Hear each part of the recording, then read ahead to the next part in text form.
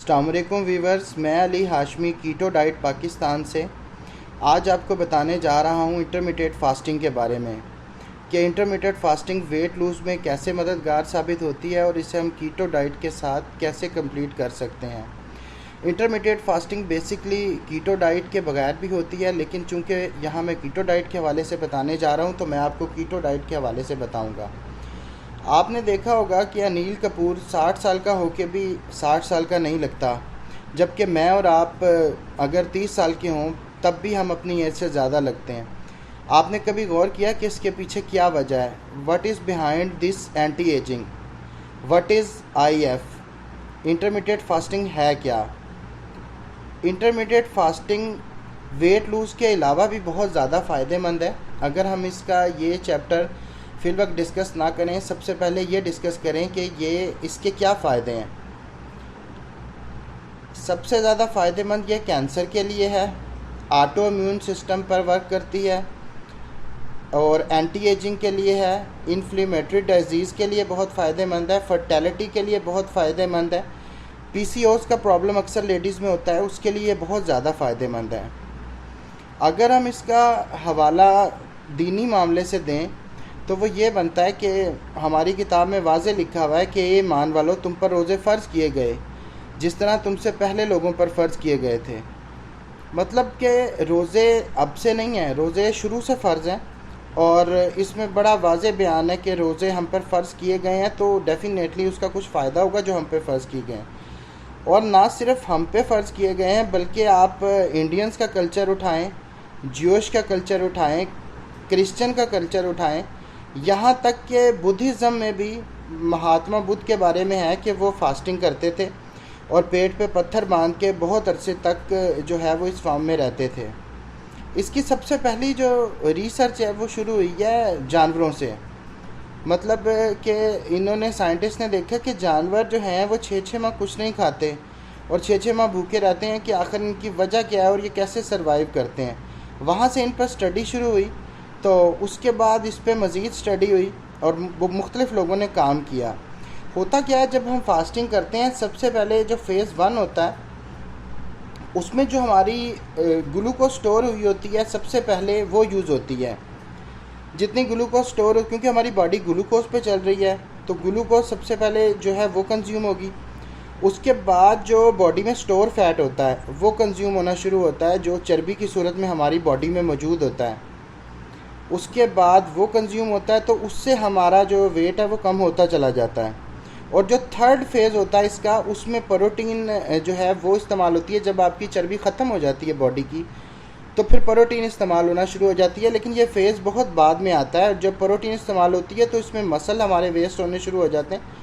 तभी आपने देखा होगा कि मैं हमेशा ये बात करता हूँ कि जब भी आपने जब करनी है कीटो डाइट तो आपने प्रोटीन इतनी लेनी है जितना आपका वेट है उसको मल्टीप्लाई करना। अगर आप एक्सरसाइज नहीं करें 0.8 ग्राम से, मतलब एक बंदे का वेट है 100 kg तो उसको वो मल्टीप्लाई करे 0.8 से और उसको कंज्यूम कर ले। अगर आप थोड़ी बहुत एक्सरसाइज करते हैं तो आप इजी हरफों में याद करें कि 100 ग्राम प्रोटीन लेनी है। अगर 100 kg वज़न है, अगर 60 kg वज़न है तो 60 ग्राम होनी चाहिए।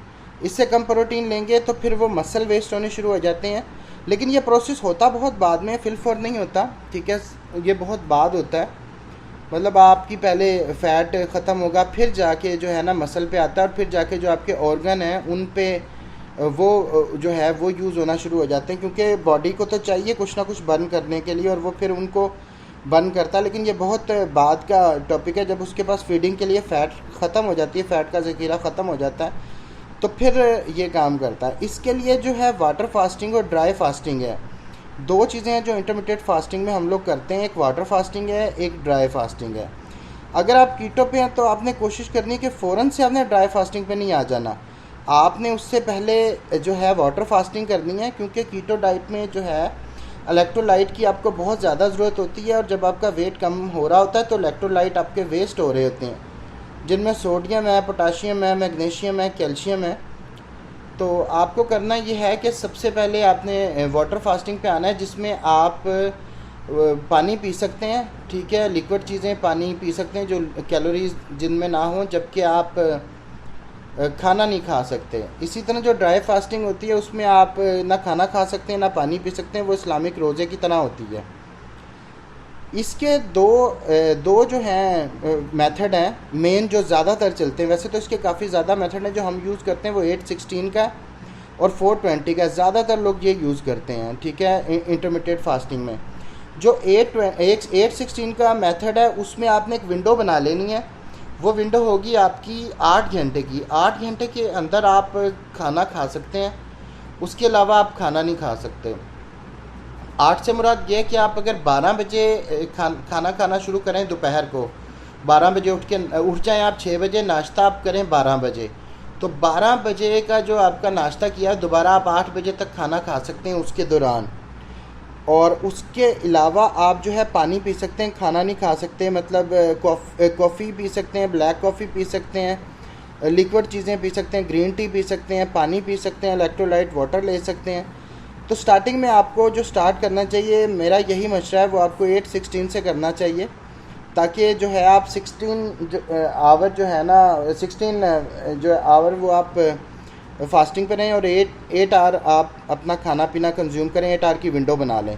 फिर इसको आहिस्ता आहिस्ता 420 पे लेके जाएं, जिसमें होगा ये कि आपने अगर 12 बजे खाना खाया है तो आप 4 बजे खाना खाएंगे, 4 बजे आप खाना पीना बंद कर देंगे, खाना बंद कर देंगे, पीना नहीं बंद करेंगे अगर आप वाटर फास्टिंग पे हैं। अगर आप ड्राई फास्टिंग पे हैं तो आप खाना पीना दोनों बंद कर देंगे। फिर इसमें एक और चीज़ आ जाती है जिसको बोलते हैं ईट स्टॉप ईट। इसमें आपको करना ये है कि आपको जो है ना 1 मील अ डे पे जाना है। 24 घंटे की इसमें फास्टिंग होती है, 24 आवर की। उसमें होगा ये कि एक मिसाल के तौर पे जैसे मैं अपना एक मील लेता हूँ, 8 बजे रात को डिनर करता हूँ मैंने वो मील अपना ले लेना 8 बजे। उसके बाद जो है मैंने अपना मील, अगला मील जो है वो जाके लेना है अगले दिन 8 बजे। इसको हम दोनों सूरतों में कर सकते हैं, ड्राई फास्टिंग में भी कर सकते हैं और वाटर फास्टिंग में भी कर सकते हैं। लेकिन स्टार्ट आपने हमेशा वाटर फास्टिंग में करना है। जैसे अब रमज़ान आ रहा है, ठीक है, सबसे ज़्यादा जो है इसी टॉपिक के बारे में मेरे से पूछा गया था, तो मैंने सोचा मैं इस पर वीडियो बना दूँ। रमज़ान में होगा ये कि हम जब इंटरमीडिएट फास्टिंग पहले स्टार्ट करेंगे तो हमें रमज़ान से पहले ही 15-20 दिन इसको जो है वाटर फास्टिंग से स्टार्ट करना पड़ेगा, ताकि हमें ड्राई फास्टिंग में ज़्यादा मुश्किल ना आए। और अगर आपने 1 मील अ डे करना है तो इसके लिए आपको लाजमी कुछ चीज़ें ऐड करनी पड़ेंगी अपनी डाइट में, जिसमें प्रोबायोटिक होंगे जो बहुत ज़्यादा ज़रूरी हैं। और जो कीटो फ्रेंडली प्रोबायोटिक हैं उसमें एप्पल साइडर विनीगर है, ग्रीक योगर्ट है, और उसके अलावा लैक्टो फर्मेंटेड वेजेस हैं लाइक सौरक्रोट। ये आपने लाजमी कंज्यूम करनी है, क्योंकि इस जब आप 1 मील अ डे पे होते हैं आपकी बॉडी में इन चीज़ों की बहुत ज़्यादा ज़रूरत होती है। चाहे कम क्वांटिटी में करें, लेकिन ये आपने ज़रूर इस्तेमाल करनी है। फिर आपने ये चीज़ रेगुलर नहीं करनी, ये हफ्ते में 1-2 दफ़ा कर लें, 2-3 दफ़ा कर लें, ज़्यादा ना करें। उस स्टार्ट में ज़्यादा ना करें, फिर आहिस्ता आहिस्ता आपकी बॉडी आपको खुद पता चलना शुरू हो जाएगा कि कैसे रिएक्ट कर रही है। फिर जो इससे अगली चीज़ है वो ये है कि मैक्रो ज़रूर काउंट करने आपने। और आप कहते हैं मैक्रोज़ क्या हैं जी, कैसे काउंट करें, कैसे काउंट करें, तो गूगल पे मोर देन 1000 कैलकुलेटर अवेलेबल है। कीटो कैलकुलेटर आप जस्ट टाइप करें और आपके सामने एक लिस्ट आ जाएगी कैलकुलेटर की, वहाँ जाएं, अपने मैक्रोज़ काउंट करें। और मैंने आपको बड़ी डिटेल में बताया था कि फ़ैट जो है वो 9 ग्राम का होता है, प्रोटीन जो है वो 4 ग्राम की होती है, कार्बोहाइड्रेट जो है वो 4 ग्राम का होता है। बड़ा इजीली है इन्हें काउंट करना, को बहुत ज़्यादा मुश्किल नहीं है। आप इन्हें काउंट करें और इसके बाद जो है आप ये इसके मुताबिक कंज्यूम करें। कोशिश करें 1 मील में आपके जो है ना पूरे आ जाएंगे, कैलोरीज़ पूरे हों आपके। तो कैलोरीज़ का आपने ख़ास तौर पे ध्यान रखना है कि ज़्यादा कैलोरीज़ नहीं लेने, क्योंकि हर डाइट काम कैलोरीज़ पे ही करती है।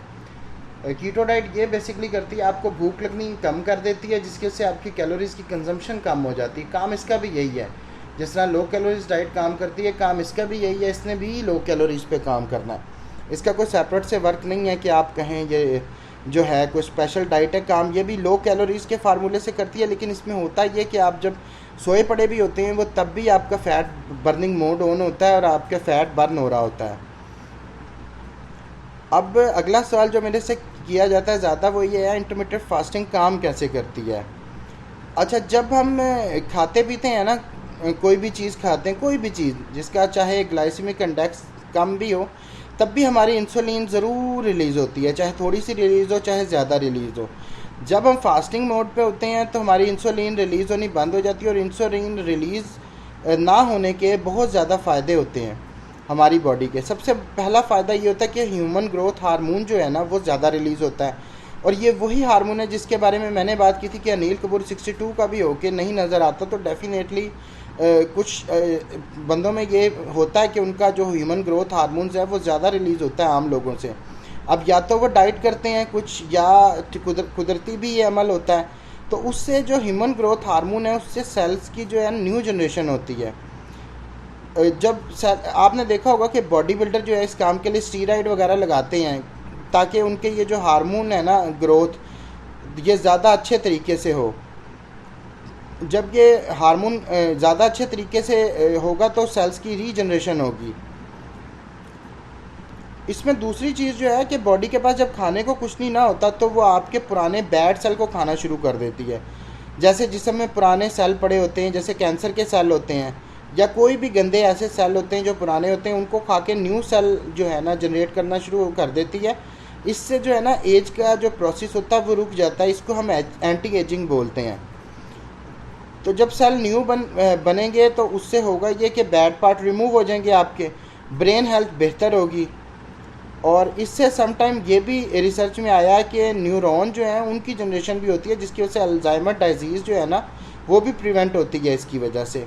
जो इस पर एक और रिसर्च हुई है उसमें यह भी पता लगा कि HDL बेहतर होते हैं और LDL लो होते हैं, जिससे आपका जो कोलेस्ट्रॉल लेवल है ना वो बहुत अच्छे हो जाते हैं और हार्ट का ख़तरा बहुत कम हो जाता है।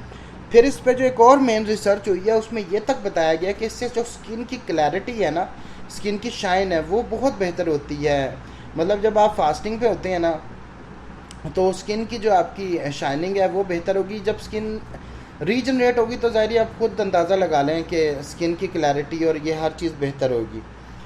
हम ये चीज़ें हालांकि हमारे मज़हब में भी हर चीज़ में, लेकिन हम एतराफ़ तभी करते हैं जब जो है ना अंग्रेज़ इसकी रिसर्च करें या कोई और जगह से हो। तो इस पर काफ़ी काम हुआ है, ठीक है, गोरों ने भी इस पर काफ़ी काम किया, जिसमें वाल्टर लोंगो की रिसर्च है, उसने फास्टिंग पे बहुत ज़्यादा वर्क किया। और रिसेंटली जो है एक जापानीज़ बायोलॉजिस्ट है योशुनोरी ओशोमी, नाम बड़ा इसका जो है ना मुश्किल सा है, योशुनोरी ओशोमी नाम है इसका, जापानीज़ ये बेसिकली बायोलॉजिस्ट थे, डॉक्टर। तो इन्होंने रिसर्च की जिस पर इनको नोबेल प्राइज़ मिला 2016 में, बहुत रिसेंट। इन्होंने जो काम किया वो ऑटोफिजी पे किया। ऑटोफिजी जो प्रोसेस होता है वो होता है सेल्फ हीटिंग का, इसको बोलते हैं सेल्फ हीटिंग। ऑटोफिजी ये मेरा ख्याल है यूनानी ज़ुबान का लफ्ज़ है जहाँ तक मेरा इल्म है, और इसका मतलब है सेल्फ हीटिंग। जब आप फास्टिंग पे होते हैं ना तो बॉडी खुद को खाना शुरू कर देती है, इसलिए इसको ऑटोफिजी और सेल्फ हीटिंग बोलते हैं। इसमें होता ये कि बॉडी बैड बैक्टीरिया को खाती है और न्यू सेल प्रोड्यूस करती है। जब भी हम फास्टिंग पे जाते हैं कि 24 घंटे गुजरते हैं ना तो ये ऑटोफिजी का जो प्रोसेस है ये 300% इनहेंस हो जाता है, यानी बहुत स्पीडी खाने लग जाते हैं। इस पर मज़ीद रिसर्च हुई है कि ये 48 घंटे तक तो फास्ट रहता है, बाद में ये फिर जो है ना स्लो होना शुरू हो जाता है। तो कोशिश ये करें अगर आपने फास्टिंग करनी है तो 48 घंटे तक करनी है। इसके अलावा जो है बहुत ज़्यादा भी करेंगे तो फिर आप दोबारा फीड कर लें ख़ुद को, और फिर जो है आप दोबारा फास्टिंग पे आ जाएं, फिर फीड कर लें, फिर फास्टिंग पे आ जाएं। तो इस तरह आपने जैसे पैकमैन की गेम देखी होगी ना, जिस तरह वो खाती है बैड सेल को, ये इसी तरह प्रॉपर वर्क करती है ऑटोफिजी, और जो आपके पुराने सेल होते हैं बैड सेल उनको खाना शुरू कर देती है। ये सारे फ़ायदे हैं जो हमें इंटरमीडिएट फास्टिंग से जो है हम उठा सकते हैं। फिर भी आपका इससे रिलेटेड कोई क्वेश्चन हो तो आप वो कमेंट्स में लिखें, ठीक है, मैं उसको आपको कमेंट्स में भी जवाब दूंगा। आप सेपरेटली भी मुझसे पूछ सकते हैं, कमेंट्स में लिख के भी पूछ सकते हैं। और ये हमारे चैनल को सब्सक्राइब कर दें, इससे आपको कीटो डाइट से रिलेटेड जो वीडियोस होंगी वो आपको मिलती रहेंगी। कीटो डाइट के हवाले से जो जितनी वीडियो होंगी वो आपको मिलती रहेंगी। उसके अलावा हमारा फेसबुक का ग्रुप है कीटो डाइट पाकिस्तान के नाम से, उसका लिंक भी डिस्क्रिप्शन में है, उसको ज्वाइन करें। इंस्टाग्राम का पेज है उसको ज्वाइन करें, और कोई भी क्वेश्चन हो आप यहाँ पे कमेंट में लिखें, इंशाल्लाह उसका जवाब मिलेगा। शुक्रिया।